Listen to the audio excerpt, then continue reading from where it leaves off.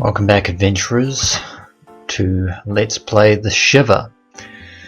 When last we left off, we had confronted and dealt with the infamous Joe DeMarco, who was, in turn, a pawn used by none other than Rabbi Amos Zelig of Beth Tikva to deal with Jack Lauder and Ethan Goldberg. But what was the reasoning behind it? And why would a Jewish rabbi be involved with the mafia? Not only that, but soon afterwards we returned to Rajshree Lauders' apartment only to find it ransacked and Rajshree herself missing. There is one thing. Note, which is the note on the mirror. Shalom, Rabbi Stone. Evidently my associate proved unable to complete his task, as he did not contact me at the usual time. I believe we have business to discuss. Do stop on by. An address on the Upper East Side followed. There's only one person who could have written this note and left it for Rabbi Stone. One person only. Zelig. I could have walked away. I was getting Jack's money. I'd solved the mystery. Yes, we have indeed. My conscience was clear. Is it? Yet the angry cries of a dead man screamed in my soul. Jack, I'm sorry, Jack.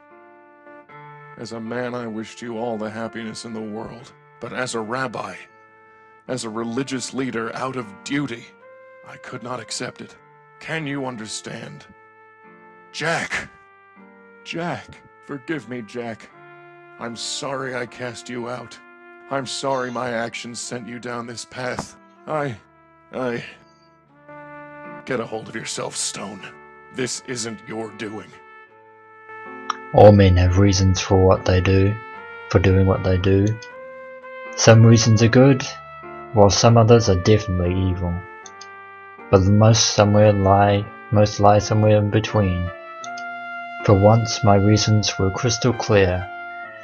And thus we finally know the reason. The reason of the enmity between Rabbi Stone, Jack Lauder and his wife Rajshree. But none of that matters now. Now we must rescue Rajshree from the evil clutches of Rabbi Zelig, once and for all. Zelig. Let's go confront him. Let's put an end to this game. There's only one other place to go at this point. The Upper East Side, the Zelig residence. The end game approaches. Let's go.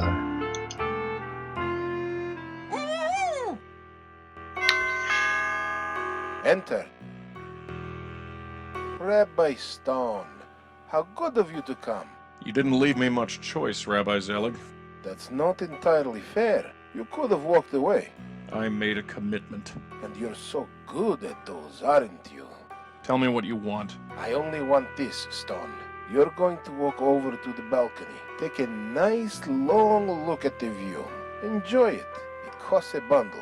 Then, when you've thought carefully about what brought you here, you're going to jump over the edge. Really? Do you think so, Rabbi Zelig? And why would I do this? How about to save her life? And now the final piece of the puzzle fits into place regarding Jack Lauder. You may notice that Joe DeMarco, who was responsible for the death of Ethan Goldberg, his modus operandi is a knife. Yet Jack Lauder was shot point blank in the head in the Charming Fashion building. The only person who could have done this is the only person that Jack Lauder would have dared confront directly. Amos Zelig himself. And if I refuse? I shoot her, then you, and throw you both off the balcony. I'd prefer to avoid complications, but it's the same to me either way. You think you'll get away with this? You have no idea what you're messing with, Stone. This goes way beyond you or me. I don't claim to see what lies beyond. All I see is a man charged with leading his people, but instead leads them to their deaths. It's not that simple, Stone. It never is. Pull your head out of the clouds and take a look around. This is how the world works. So, are you going to jump? Or is this going to get messy? As much as we would like to confront Rabbi Zelig at this point in time, he does have a point. He could shoot us, shoot Rajshree, and be done with the both of us. So, at this point, we have no choice but to concede to his demands. But that doesn't mean we've lost. Not by a long shot. Alright. You win, Zelig. You hold all the cards. For now. Boy, he can be taught. Start walking. Very well, Zelig.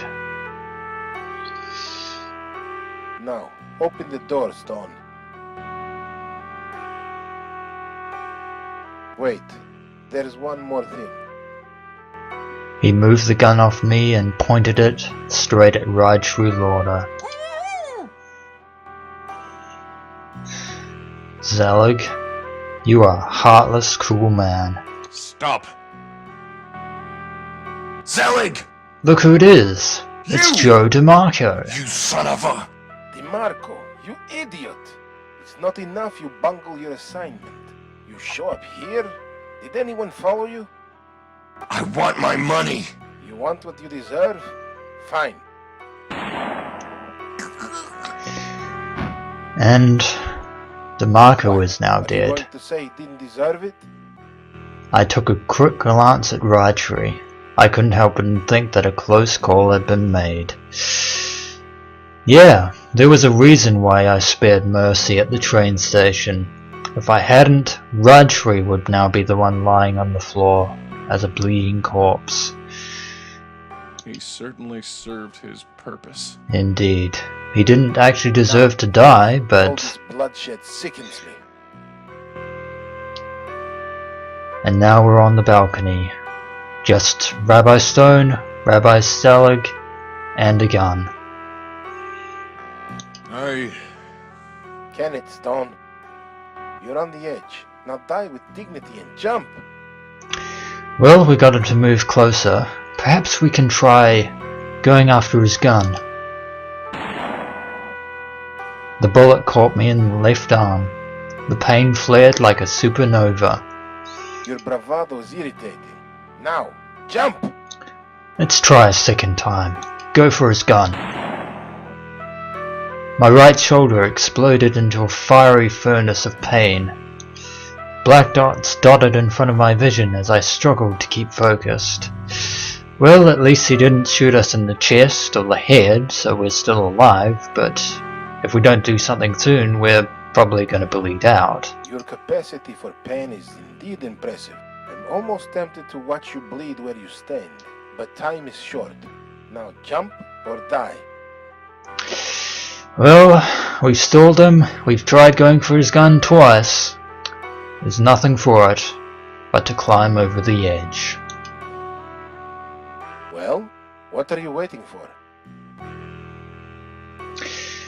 As I sit here, looking at the skyline in front of me with all its lights and beautiful night sky, it's rather impressive. That's one thing you've done well for yourself, Rabbi Zelig. You do know how to pick a horizon.